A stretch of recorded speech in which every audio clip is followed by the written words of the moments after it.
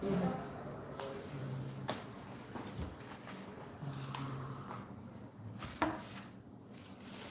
behalf of Amnam, I'd like to say hello to the people of Bangladesh who are with us today.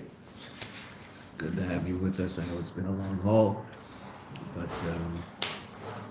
it's good that you're here, and you should just spread the light over there in Bangladesh. No,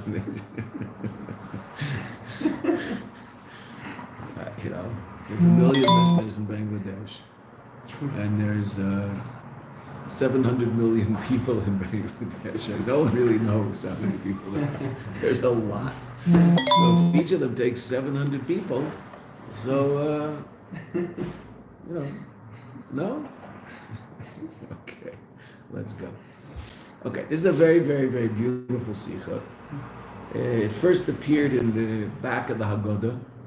There's a big, I usually teach it out of the Haggadah, but it showed up, I mean, it's been in Likutei Sichos for a while. It's in Likutei Sichos, it's easier to learn out of Likutei Sichos because I'm less nervous than having my Haggadah on the table. But when we say the Rebbe's Haggadah, so it means one of two things. There's the little Haggadah that is the small little paperback Haggadah that you can sit with at the Seder.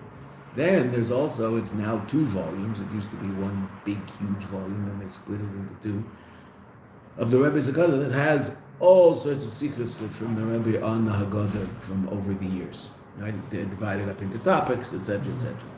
So this is one of the sichos that's in the back of the Haggadah. And then it was printed in Likutei Sichos. It's in chelek Chaf Zayin, Chaf Vav, 26. Right? Volume 26 of Likutei Sichos. It's the first Sicha in Parshas Ve'eda. Right? Now you'll see why, because it talks about the 4 languages of Geula that appear in Parshas Ve'eda. It is translated into Lashon HaKodesh, right? As all of Likutei Sichos now is, but it's just a beautiful Sicha. I'll read relatively slowly. It's Yiddish, and obviously don't worry about every word. So we're Lashon HaKodesh, so you'd want to learn every word. Yiddish, you're not going to learn every word if you go through the Sicha, but you'll get the idea. It's just a beautiful Sicha.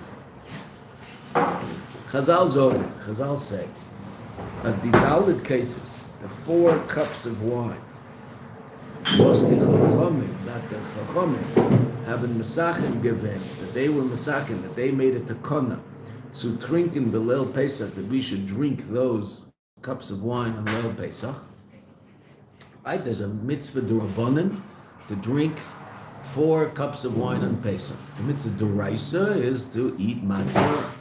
Maror today is also only d'Rabbanan because we don't have a Korban Pesach, and the only mention of Maror in the Torah is in conjunction with Korban Pesach. So today, until this year, Hashem, this year will be different. Mashiach will come and we'll go to the Beis HaMikdash and we'll figure out how to do this Korban Pesach thing. But up until now, so Maror has been d'Rabbanan because, again, Maror is only mentioned in terms of the Korban Pesach. Matza is mentioned independently. Psukim about eating matzah. But Maror is only with Korban Pesach, therefore there's only a mitzvah d'Oraisa to eat Maror if you're eating the Korban Pesach. Well, we didn't eat the Korban Pesach last year, so Maror was a din d'Rabbanan. There's another din d'Rabbanan. The other din d'Rabbanan is 4 kaises, 4 cups. What do those 4 cups correspond to? Generally, everybody says this, and the Alter Rebbe will see. The Alter Rebbe brings this in Shulchan Aruch. 3rd line, Zaynen, they are keneged, corresponding the Daled Lashonos Shel Geula, the 4 languages of Geula, Vashtain B'tchilas Parshaseinu, that are mentioned at the beginning of our parsha. Our parsha is, as you see, this is a Sicha from Parshas Ve'eda. Now the Rebbe did not say this Sicha in Parshas Ve'eda. The Rebbe said this Sicha at Sudas Mashiach in Tafshin Mem Beis. But when they printed the Sicha, so they printed it as if it's a Sicha in Parshas Ve'eda. So then it's written. The Rebbe did not say those words as it says in our parsha because the Rebbe wasn't talking on a particular parsha. The Rebbe was talking at Sudas Mashiach in the end of Pesach and Tafshin Mem Beis. But As a Sicha, it's obviously connected to this parsha. Why? Well, as the Rebbe says, the 4 cups correspond to the 4 languages of Geula that are mentioned at the beginning of Parshas Ve'era. Ve'era is the second parsha in Sefer Shmeis. And in Ve'era, the main event of Ve'era is 7 makkos. Right? At the end of Shmeis, Moshe Rabbeinu complains to HaKadosh Baruch Hu that he came to take the Yidden out and things have just got worse. Right? So the Eibishter chastises Moshe Rabbeinu at the end of Shmeis and says at the beginning, you'll see what I'm going to do. I'm sorry, that I appeared to the others in this way, and I'm appearing to you in this way, and they didn't fetch, and you are, etc. And then the whole story begins. Seven makkos. The first 7 makkos are in Parshas Ve'era. Right? And the last 3 are in Parshas Bay. Okay? So at the beginning of Ve'era are the 4 languages of Geula. V'itzeisi, v'itzalti, v'ga'alti, v'lakachti. I took you out, I saved you, I redeemed you, and the last language, which we'll see is a very interesting language and might be a little different. The Rebbe is actually going to point out that it actually relates to a different time. V'lakachti eschem li la'am, I took you to me as a people. That's actually relevant to Matan Torah, because that's what the Eibishter took us as a people. The Eibishter says, I'm taking you as a people. That's how he introduces Matan Torah. Okay, but those are the 4 languages of Geula. V'itzeisi, v'itzalti, v'ga'alti, v'lakachti. There's a 5th language, v'hevesi, I will bring you to Eretz Yisrael.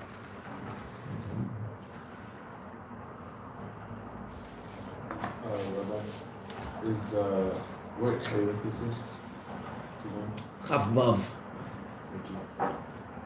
Can you please repeat the 4 V'itzeisi, what's let's say, you out? right? V'itzalti, what's Hatzolah? Saving.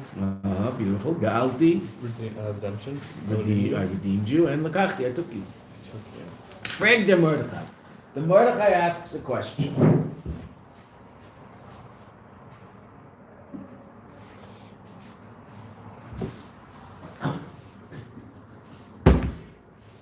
Why am I doing this? Because it should be in the back of the Gemara. It's not every Masechta.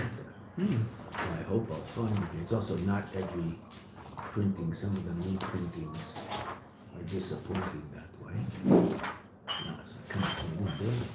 I'll look in that big one in a second.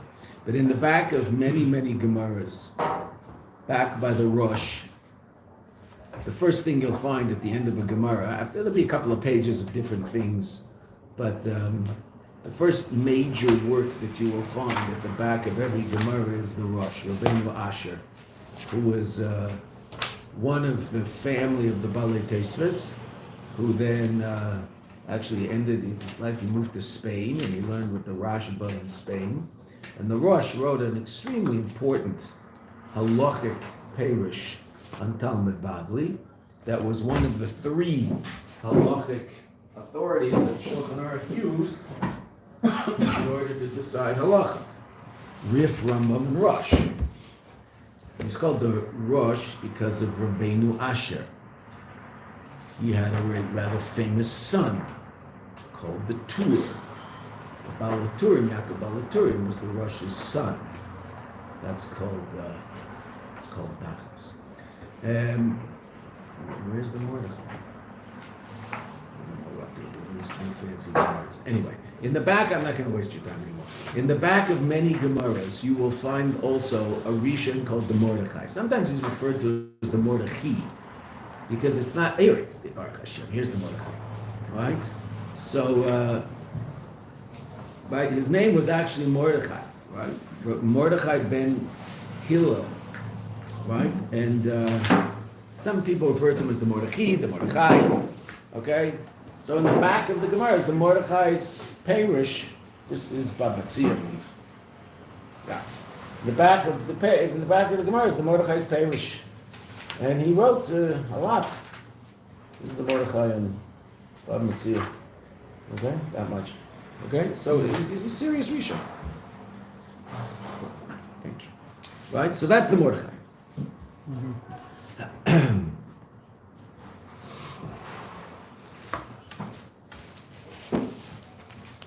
He is quoted in halachic material. And he asks a question, freg, that means to ask.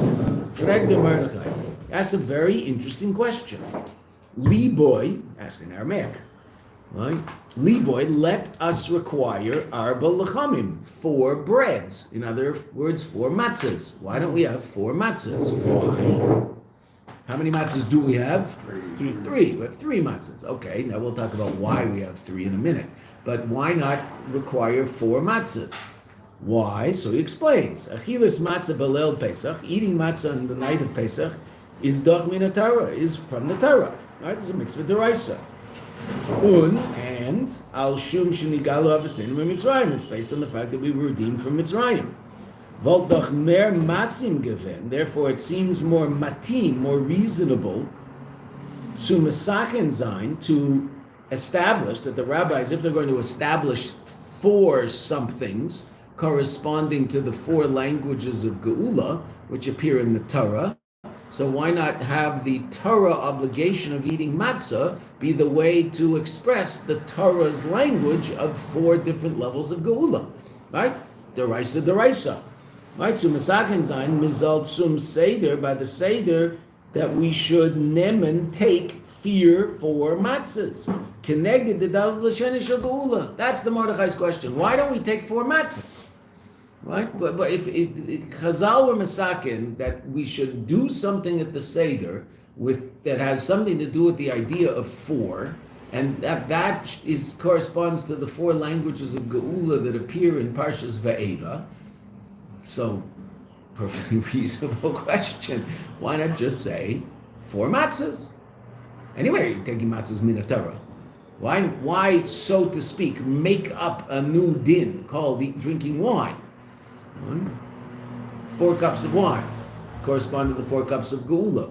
Just have 4 matzahs corresponding to the 4 cups of Geula. 4 cups of Geula. So the four languages of Geula. The 4 languages of Geula appear in the Torah, and matzahs, a din deraisa. That's the Mordechai's question. Right? Very interesting question. The Mordechai gives an answer. The Mordechai is mamshich. The Mordechai continues. Lechach, therefore, yesh mefarshim. There are those that explain that the 4 cups of wine that we drink are not corresponding to the 4 languages of Geula, because again, if that's what we want to do, that would be more reasonable to do with matzah. But rather, keneged daled kaises, the 4 cups ha'amurim that are mentioned liyeshua, relative to the idea of salvation. Kais Yeshua's Esau, Ubashem Hashem Ekra. You've all heard that pasuk. So that appears in different forms 4 times in Tanakh. So there are 4 different mentions of a cup of salvation. So since there are 4 mentions of a cup of salvation, so we take 4 cups when we're celebrating salvation. That makes sense. But that now has nothing to do with the RB L'Shenis Geula. And obviously, Kaises has nothing to do with matzah. So therefore, it's Dafka 4 Kaises. That's what the Mordechai said. See, you didn't know that, did you? That's a new one, right? See, when someone asks a good question, so then you get interesting information, right? As opposed to taking things for granted. The She'ela Amura, this question that was mentioned, is their tam, is the reason, the Mordechai's question, that why not 4 matzahs, is the reason fundiyesh mefarshim, for those people who say there's another reason, the dasakanim, another reason, connected to Tosfos, connected to the Balei Tosfos. As the cases zayin connected daled cases amur in Yeshua, that the 4 cups of wine correspond to the 4 cups that were mentioned relative to the notion of salvation, and therefore that's not relevant to matzah, right? Was das is nit shayach, it's not relevant to lechem. When Rebbe says lechem, obviously he means matzah. Whoa. Dr. November, it is wonderful to see you back. Like crazy. Good to be back. If I had known, I would have made a second cup of coffee. But this is I have one more. I'm running out of coffee. I have to bring a little more from that. I timed it just about right. I need a few more days. L'chaim, great to see you. I hope it was amazing and incredible, and you're ready to greet Mashiach here back in Eretz Yisrael. Amen. Thank you.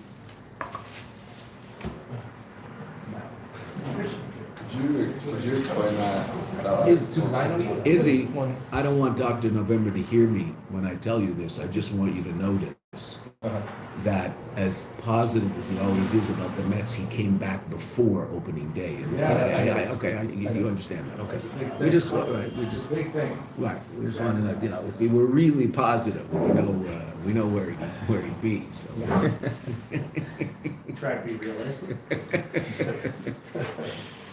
Watching from afar. Okay, so that's what the Rebbe said. The Rebbe brought the Mordechai, and the Mordechai says, "Why don't we bring? If we want to somehow express the fact that there are 4 different levels of Geula, and those 4 different levels of Geula are expressed in the Torah explicitly by 4 different languages of Geula, which we talk about all the time. V'itzeisi, v'itzalti, v'ga'alti, v'lakachti. 4 psukim. It's not 4 psukim. I think it's 2 psukim in Ve'era. Right, in the beginning of Ve'era, which is the beginning of Yetzias Mitzrayim. That's when that's when we start leaving. Shmais is all the bad part. Ve'era is the good part starts. Why not eat 4 matzahs? The Mordechai says. It's an amazing question. Right? That's why we learn Rishonim. They open us up to things that we would never think of ourselves. Eat 4 matzahs. Connected the 4 lashonis, matzahs is din deraisa. The lashonis come from the Torah, so they would match up perfectly. Therefore, the Mordechai says there are people who say that the 4 cups of wine have nothing to do with the 4 languages of Geula. They have to do with the fact that 4 times is mentioned in Tanakh the notion of kos, a cup of Yeshua, of salvation. Wouldn't those have something to do with each other? 4 languages of Geula and then salvation also kind of like... That's not the 4 languages of Geula, that's something else. I'm commemorating the fact that it mentions 4 times in Tanakh the idea of kos Yeshua. It's got nothing to do with the 4 languages of Geula, per se, right? Does it? Different source. We'll see. The Alter Rebbe, if you look in the Rebbe's going to quote the Alter Rebbe. If you look in Shulchan Aruch, Shulchan Aruch says the reason we drink 4 cups of wine is keneged the arbel l'shonos of Geula. That's not what this position says. Not the same. It's different.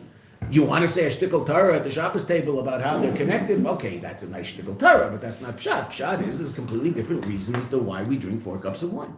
We do not drink 4 cups of wine according to that position because there are 4 languages of Geula in the Torah. We drink 4 cups of wine because there are 4 languages, because there are 4 cups of salvation mentioned in Tanakh. Therefore, it's relevant only to wine cups and not matzah. Whereas if it were taka from the 4 lashonos of Geula, the Mordechai has a great question. Why do we have 4 matzahs? Right? It's an amazing question. Okay.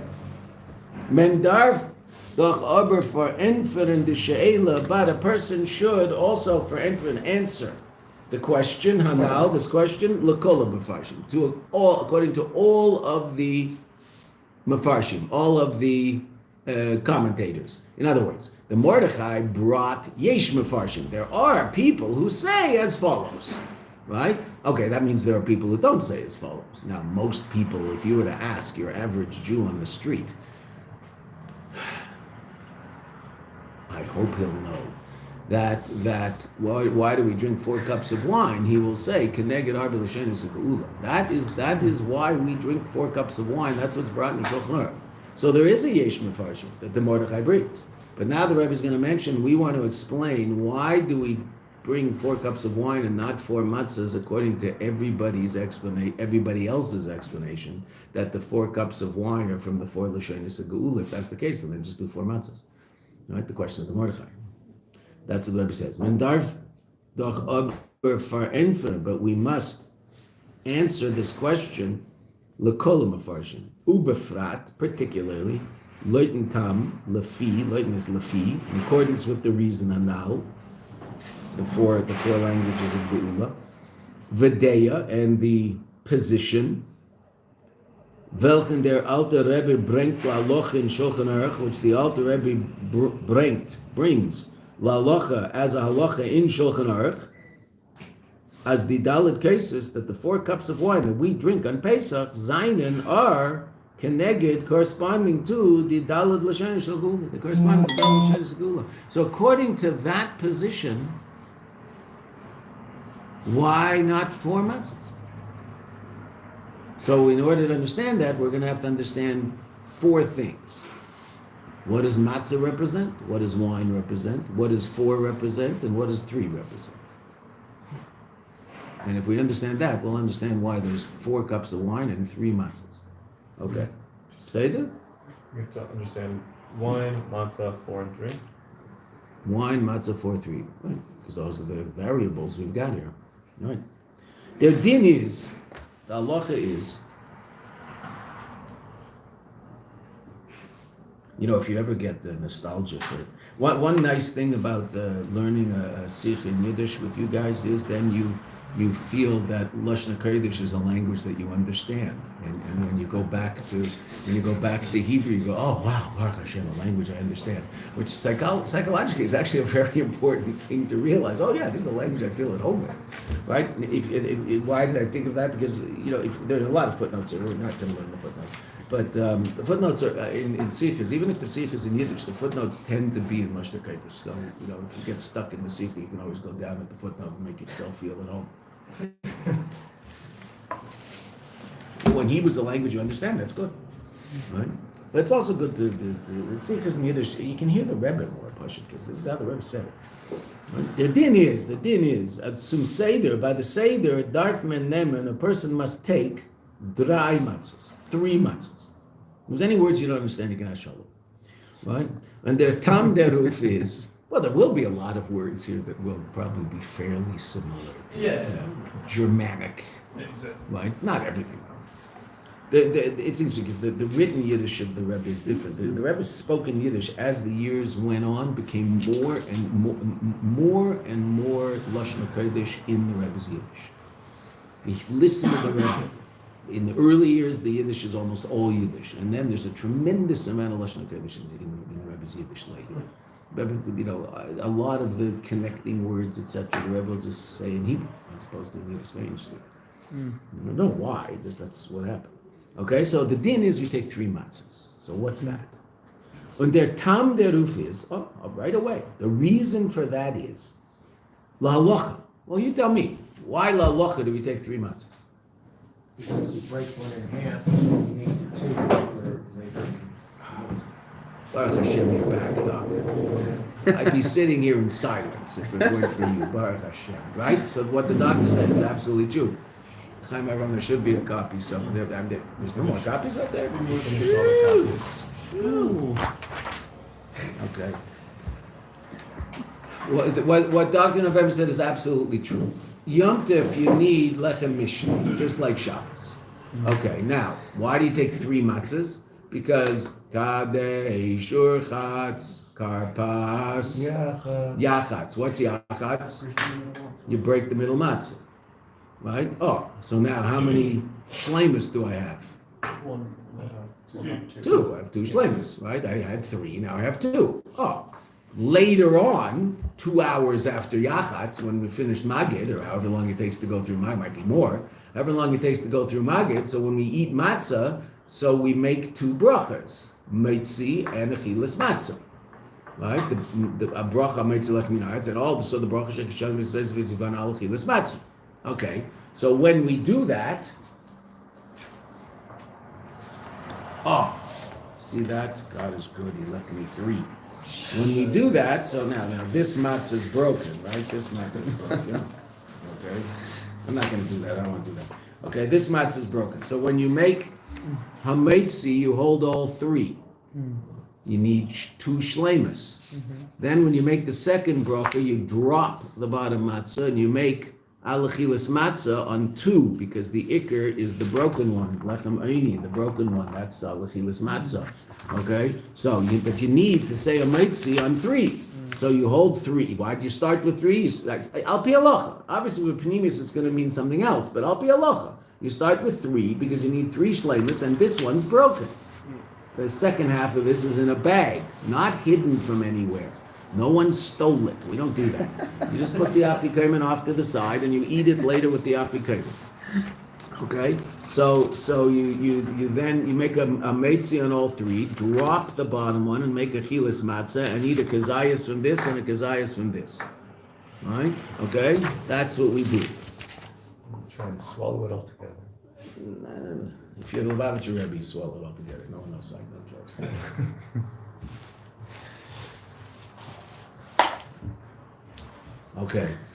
Okay, so that's what the Rebbe is going to explain right now.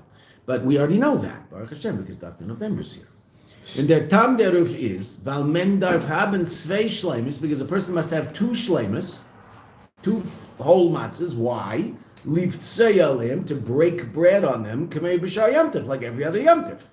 Un oid prusa achas, and another piece, a prusa is a piece, mishum lechem eini, because matzah is called lechem eini, the bread of poverty.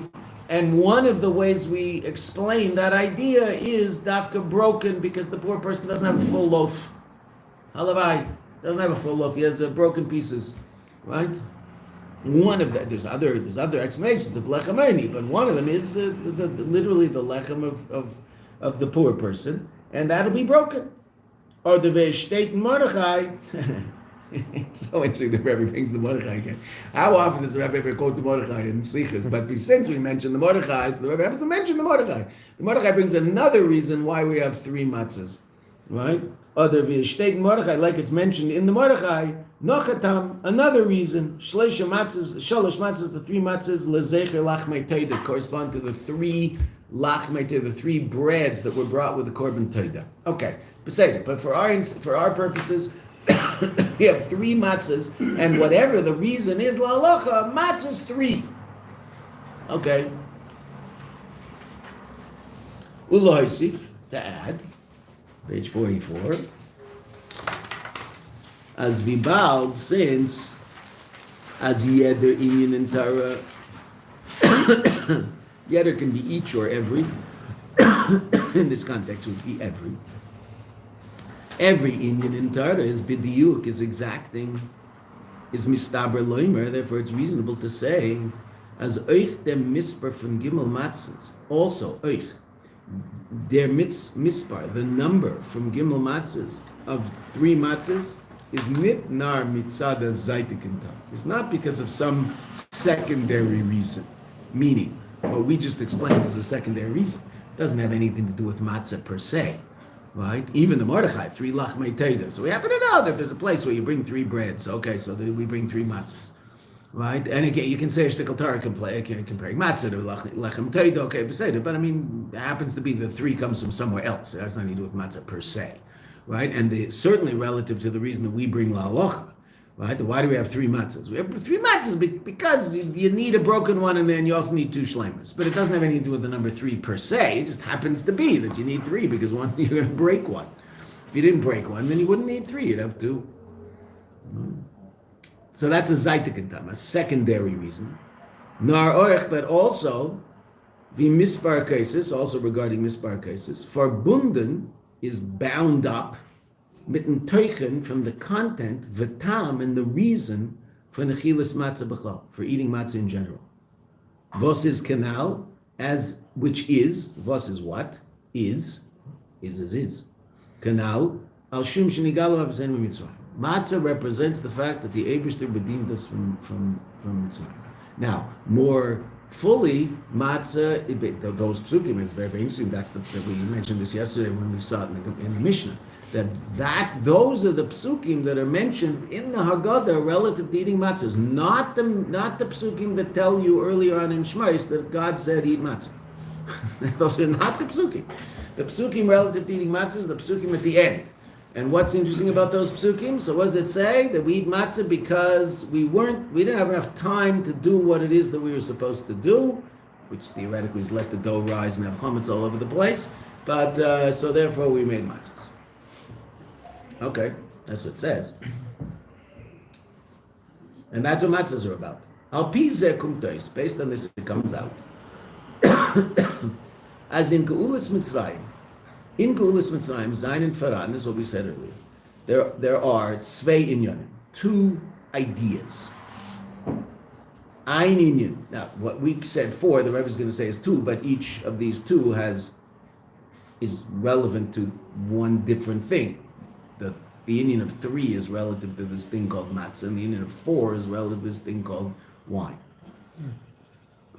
So the Rebbe says, one idea, was besteht, that is expressed from drei Pratim, 3 details, 3 different parts.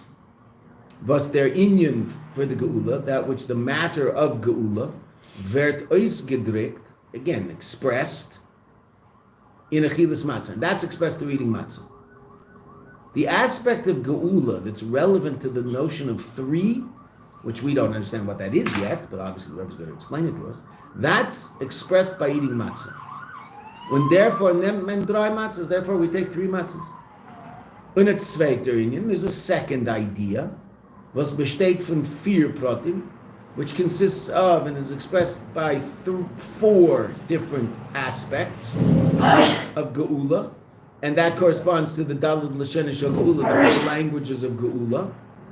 Was kenegdam, corresponding to them, hat man Mesachen given, that was established by the Rabbanim, the Daled curses, 4 curses.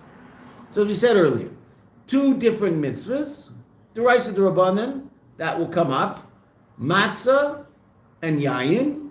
Matzah is shaykh to the aspect of Pesach that is relevant to the notion of 3. Yayin is relevant to that aspect of Pesach that's shaykh to the notion of 4. What's the 3? What's the 4? I don't know. What's matzah? What's yayin? I don't know. But we'll tie those up and we'll understand that all. Okay, and it's really quite astounding, the Rebbe's beer. It's just absolutely astounding. V'yesh loimer beer in them. When you hear those words, you know the action's about to start. Right? One could say the explanation in them. And you would hear it. You'd hear when the Rebbe was speaking. You'd hear every now and then, V'yesh loimer beer in them. And then you'd go, oh. Right?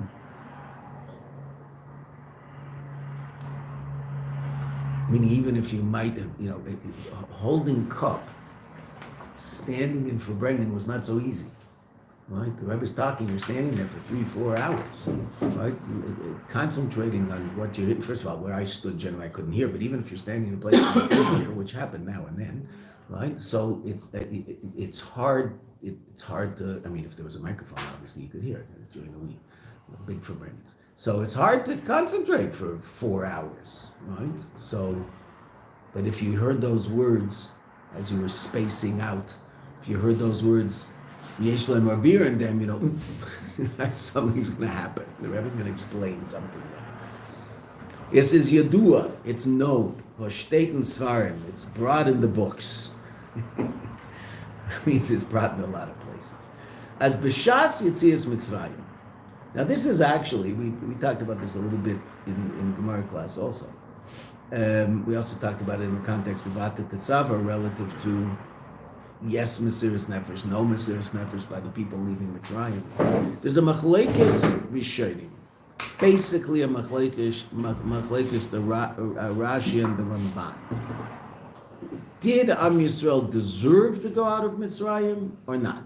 Meaning, did we go out of Mitzrayim as a result of things that we did that somehow gave us the merit to leave?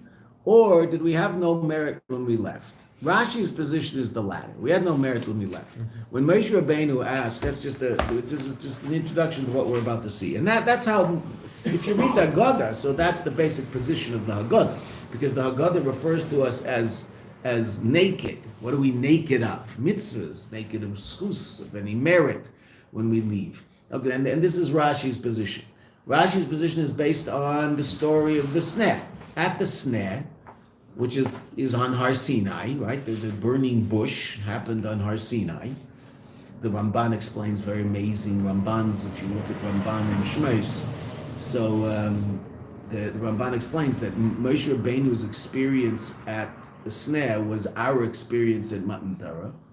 And Moshe Rabbeinu's experience at Matan Torah was far beyond ours. He was in a different place. He was closer. He went up, right? Whereas that's how the Ramban explains the Moshe Rabbeinu experiences what you and I experience at Matan Torah, at the sneh, in terms of prophecy.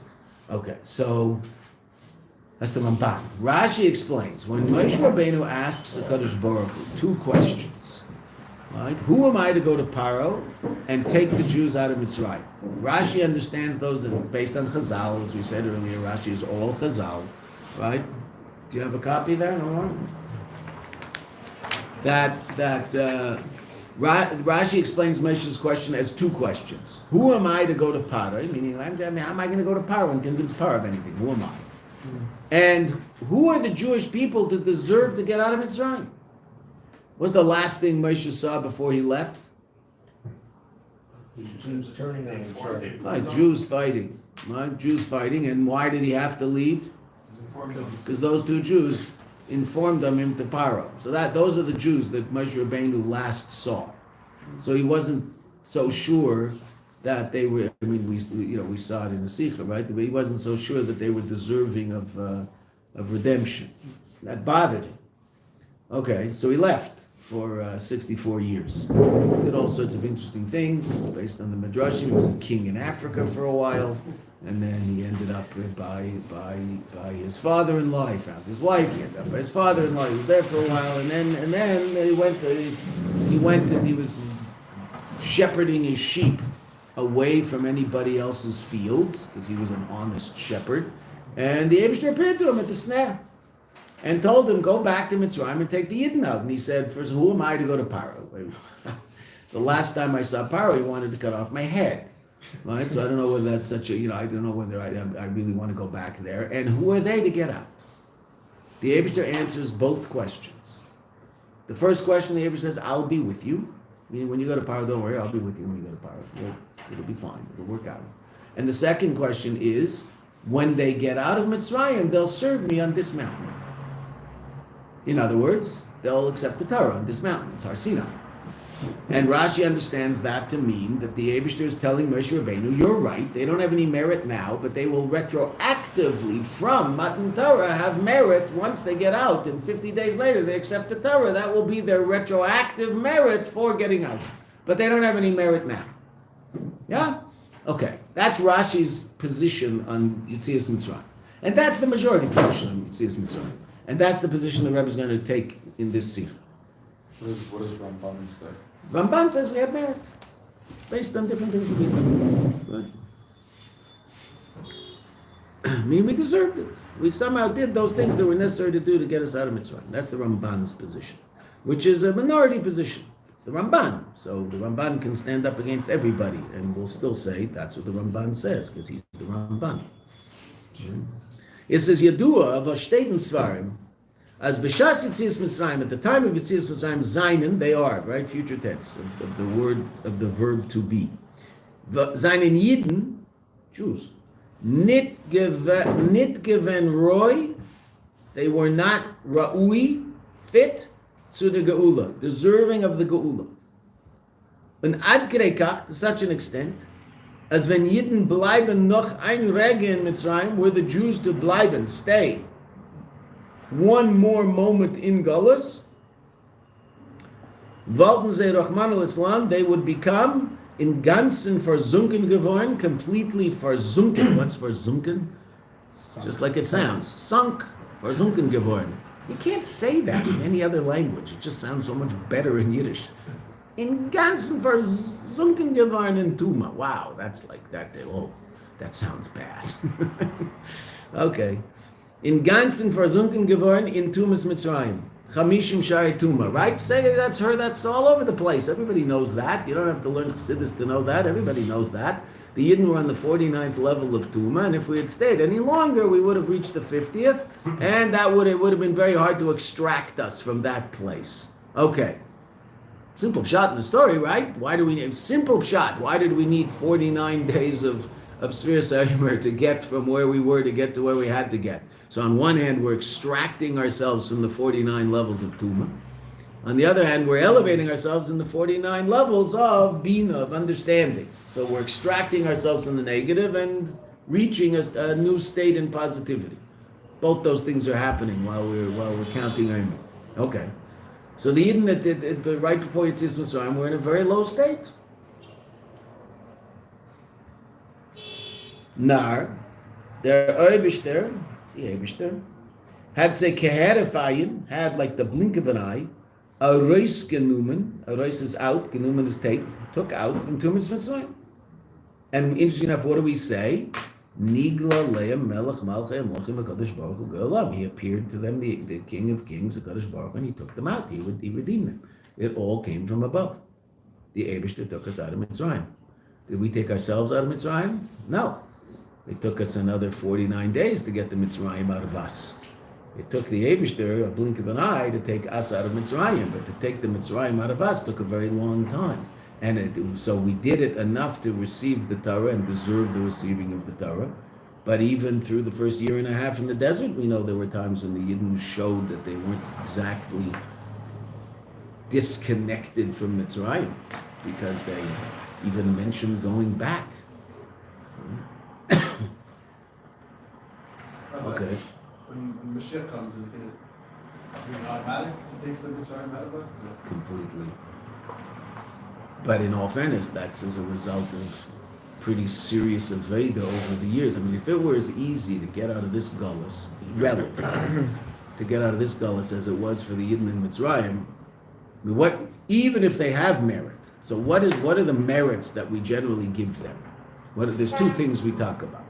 They didn't change their names. Beautiful. They didn't change their language. And They spoke the language. beautiful. They didn't change their names, they didn't change their language. They had Hebrew names. They weren't calling themselves Harry and Bill, right? Or whatever you would call yourself, I guess, Ahmud and whatever else you would mention. Right, exactly. So they didn't take upon themselves Egyptian names, and they kept their language. Oh, so that Chazal mentioned those two schuyot that they had. So now, it's true, interesting enough, that there's lots of Yidden who that doesn't apply to today. But if that's all it took to get out of this gullus, I think we would have managed that, right? Because in all fairness, 150 years ago, how many Yidden had names other than Yiddish names? Everybody had a Yiddish name, and how many people spoke a language that wasn't a Jewish language? Meaning they didn't speak a Jewish language; they only spoke a non-Jewish language. Very few people, right? Okay, so even though they might have known. They might have known a little Russian, and they might know a little French. But how did they speak to each other? They spoke to each other in Yiddish or whatever. Some of them spoke in what do they call it? Ladino, right? Which is sort of Spanish and Hebrew mushed together. Okay, but they had they didn't have a language. It was their language that the non-Jews didn't know. Okay. So if that's all we needed now, we would have been done with this a long time ago. It's a little harder now, evidently. But once it's done, it's done. And no Jew will be left behind. It's also for everybody, not for 80% or 8% or 0.8%, which we just saw yesterday. Was it 0.2%, whatever it was, right? No, 20%. 20%, 2%, or 0.2%. Those were the three positions in Chazal. Okay. So yes, we'll get out, and it'll be how much will we know everything? Just sort of like there's a chip in us, and all of a sudden we'll know everything. I'd imagine we're still gonna have to learn Torah, and we're gonna have to teach Torah to people who don't know so much Torah. I still wonder what's going to be when we go to the Beis HaMikdash to bring the Korban Pesach. I assume all of us, in whatever place we are in Yiddishkeit, are going to be like a guy his first day in Mayanot coming off college campus. Like, where do I go? Where do I stand? Do I have to stand? Do I sit? Do I put my feet together? Don't I? Why are they all standing up now? What are they doing? It'll be like, it's so funny, summer program, winter program. You'll be in Zal and everybody's saying Kedusha and everybody's standing. There's one guy sitting there, like not noticing that everybody else is standing up. He's just sort of busy trying to figure out, lost in the Siddur blues. He's trying to figure out where he is. And he didn't know that everybody else in the room is standing up. And there's one guy said, that'll be us at the Beis HaMikdash, trying to figure out, the Korban Pesach, okay, I got my goat. Like, what do I do now? Where do I go with my goat? I got my goat. Where do I go? Wait, do I wait here? How long do I wait here? Excuse me, I gave this guy my goat. You know what happened? Like, what? Do I get my goat back? How do I get my goat back? How do I get my goat? How do I know it's my goat? How does that happen? How's this all going to work? I don't know. Like, we'll figure it out, right? But it'll be very interesting the first time we do this. Bezrat Hashem, it should be this year. Yeah. But I don't want to bare my heart, but I remember a couple of years ago, a few days before Pesach, exhausted, cleaning, 2 a.m, no chance of going to sleep in the near future because it's RB Pesach and there's things that have to get done and there's a time limit. And just doing whatever I was doing. And the thought hit me. If Mashiach comes right now, so then first thing tomorrow morning, I'm going to have to go figure out how to find a goat and get it together for Korban Pesach. I don't think I have the energy to do that right now. Like, how am I going to do that? Then I realized I obviously don't want Mashiach enough. Right? Because if I wanted Mashiach, I wouldn't have had that thought. Right? Now, obviously, when Mashiach comes, I'll want to go find the goat. I get it.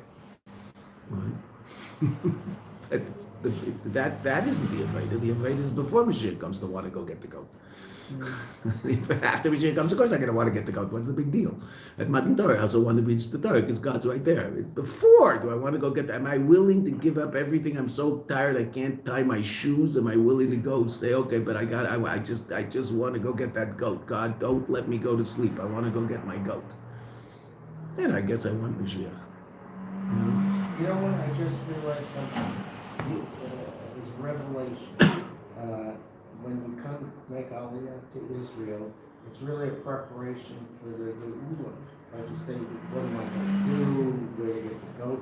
So it's like you come here and you don't know anything about it. You have to deal with bureaucracy here and everything. And when you succeed, so it's one step closer to say you know what to do. It's true. It's true. Now, I just want to say one thing. I want and since I've been here long enough to no longer deal with Israeli bureaucracy, Israeli bureaucracy is no worse than most countries. I would imagine, again, I'm talking about doing this legally. I get it. You can walk across the border in Mexico and there's not a lot of bureaucracy involved. But if you were to try to move to America legally, it's an unbelievably bureaucratic mess that you're going to find yourself in for years. Right? It's easier to do it here than it is to go there. So everybody makes fun of Israeli bureaucracy. The only people who make fun of Israeli bureaucracy are Americans who moved here because they have to deal with it. Once you're here for 5 years, you don't deal with it anymore, right? How often do I deal with Israeli bureaucracy? And if the Misrad Panim, if I have to get my passport done, faster than Canada, cheaper and faster, right? You walk in, they take your picture right there. You don't have to show up with a picture. They take your picture right there, and the next day in the mail, your passport shows up. Right? Unbelievable. You make an appointment for 3 weeks and you show up and within 15 minutes of your appointment someone's seeing you. And they have this little camera and you look in the camera and they say, okay, thank you very much. That's it? Yeah. And it's cheap. I don't remember what it was, but it's a third of the price. So it's funny, yes, of course there's bureaucracy, but I mean, moving to any country is bureaucracy, right? That's just the way it is. Unless you walk across the border with fentanyl, then it's easy. But I remember my wife's family had a friend who was a serious scholar, a Jewish scholar, and he was trying to bring some serious manuscripts into America. That's hard. Oh, not only is it hard, what did he have to do? He was explaining the process, and it was a riot. Why? Because the two offices that he was going back and forth between like a ping pong ball, each of them was on the 85th floor of another tower of the World Trade Center. So he said he spent weeks going down 85 floors and up 85 floors and down 85 floors and up 85 floors. He said, I spent my time in elevators. And the elevator on the 85th floor only took you to the 77th floor. And then you had to take another elevator down to the one place. He said it was unbelievable. He said, whenever I hear people talk about Israeli bureaucracy, I tell them, I'll tell you a story. This poor guy was up and down. All he wanted was manuscripts from some shul in Europe that had been found and he was bringing into America. So is he working? That problem, by the way, has been resolved. Yeah? How do you, what do you? The buildings aren't there. The buildings aren't there. Yes, that's for sure. There's now one building, right? That's true. But this poor guy, it was so funny when he was telling the story. We were just imagining up and down and up and down and up and down. Right? Our nephew, before there was a shaliach in Abu Dhabi, so he used to go there to service the Israelis who lived there before, all the Avram Accords and all that. This is years ago when he was a bacher. He's got a bunch of kids, Baruch Hashem. So he used to go. They needed English-speaking and non-Israeli bacherim to go because you couldn't get in with an Israeli passports. He needed Americans. Hebrew-speaking but with American passports. So that was him. He had an American passport. He grew up here. So he and another guy, also another bacher from 770, who was also American parents. So he spoke. He had an Israeli, an American passport. So the two of them would go to Abu Dhabi for Yom Tov. They went 3, 4, 5 years, and he said that the shul was on the 25th floor. And the apartment they were in was on the 25th floor of the building next door. Oh. So he said, this isn't an elevator. This is 2 days of Rosh Hashanah in Abu Dhabi heat, and there's no air conditioning in the stairwell. He said they would go down 20 feet. Said they were soaking wet by the time they got to the bottom. Walk outside, get a little fresh air, walk around the corner, go up 25 floors, be soaking wet by the time they walked into shul. And then, but that's what they did.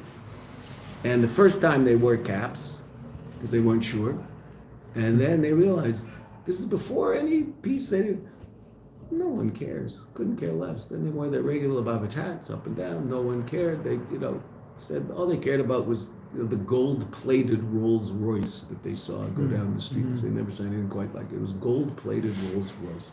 That's all they cared about. Not you with that funny hat. I mean, who cares? Right. So they went there for a few years before there was a shluchim. Now there's a full-time shluchim. There's a number of shluchim. But, okay, let's go weiter in our... Okay, so we want to understand how Matza and Yayin express different aspects of Yetzias Mitzrayim. And the first thing the Rebbe just told us is, we didn't deserve to go out when we went out. Okay, so what does that mean? Let's read the next paragraph and then we'll stop. I know it's a little late, we'll stop in 5 minutes. V'yesh lemer. As das is der Inyan was the Shleimus von Geulas Mitzrayim, and this is the idea that the Shleimus, the completion from Geulas Mitzrayim is given erst, it happens first by Matan Torah. The Shleimus of Yetzias Mitzrayim is really Matan Torah. That's when we take the Mitzrayim out of us.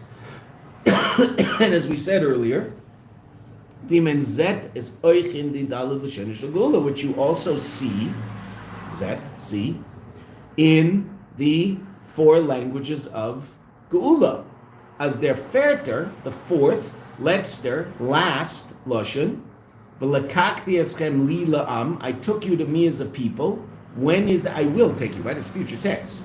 Right? This is Vayra. The Abish hasn't done any of this yet. This is all future tense. I will, right? The Vav Hipuch, taking a past tense verb and transferring it into a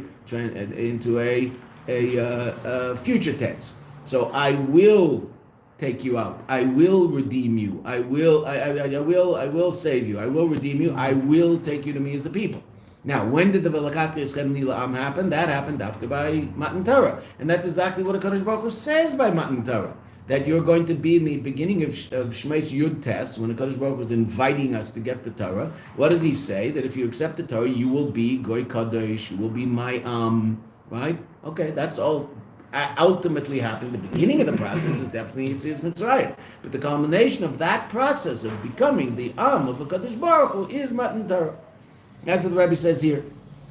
That's the Loshen V'lekachti eschem li la'am, mind. That means, B'shas, at the time of, durch, and through, derech, right? Through the reality of Matan Torah, right? We became, Val der Tachlis von Geulas Mitzrayim, the ultimate purpose of Geulas Mitzrayim, B'shleimusa, and the completion of that process is as the Yidden zal arois b'shleimus, that the Yidden should be arois out b'shleimus completely from Tumas Mitzrayim.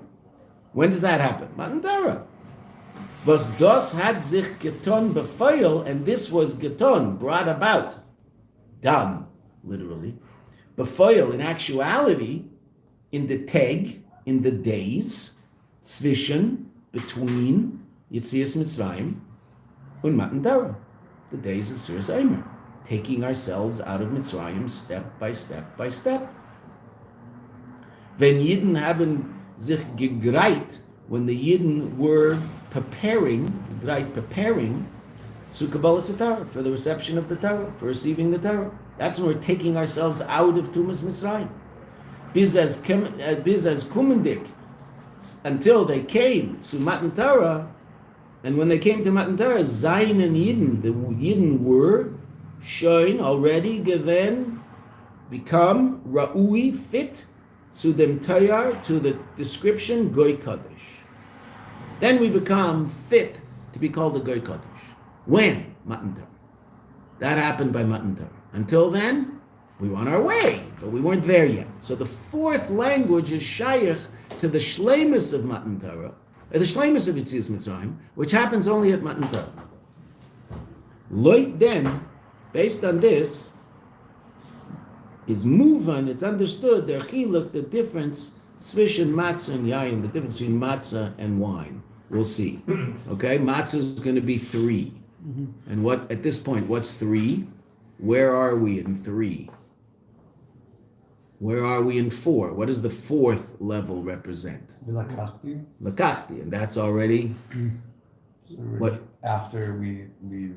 Okay, where is that? Say the Rebbe told us. Where's Lakachti? That's Matan Torah. Lakachti is Matan Torah. That's the Shleimus. That's when we're in a pure, complete state of Geula. Oh, so before that, evidently, we're in an incomplete state of Geula. That's the first 3 languages, which are relevant to what was happening actually in Mitzrayim itself. So those 3 are going to evidently relate to which of the 2 mitzvahs? The matzah, and the fourth level is going to relate to Yayin. Yefeh. Okay, now we're going to have a question if the fourth level is Yayin, if the Yayin represents the fourth level, and Yayin and the fourth level happens by Shavuos, so why don't we drink wine on Shavuos, not on Pesach? Okay, we'll come to that. Okay, say that. But we've seen the beginning of an explanation of the difference between 3 and 4, and that's going to express itself in matzah and yayin. How? I don't know yet. We'll see. Don't guess. Just get up in the morning on Sunday and we'll see it. Okay.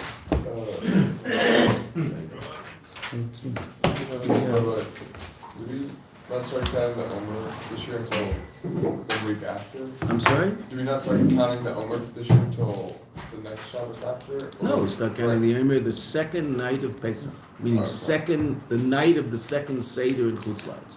Meitzi Yom Tov, right away. Sunday night. 16th of Nisan. No. Sunday night. Yeah, Sunday night. 16th of Nisan. Yeah. This year, Sunday night. If you're at Stoiki, if you're a Sadducee, and you're at the time of the Beis HaMikdash, so they would start counting only Meitzi Shabbos. So now, if Pesach was Thursday night, they'd count 2 days later. If Pesach was Meitzi Shabbos, they wouldn't start counting until a week later. But that's not true. It's not what we do. If you're Stuki, Right. So much, Rabbi. If you're at Stuki or Baitusi, Thank you so much. if you're a Baitusi and a Watusi, the Watusis also count. The Watusis actually have joined forces with the people in Bangladesh. No way. Yeah, it's a big thing now. It's becoming a big thing.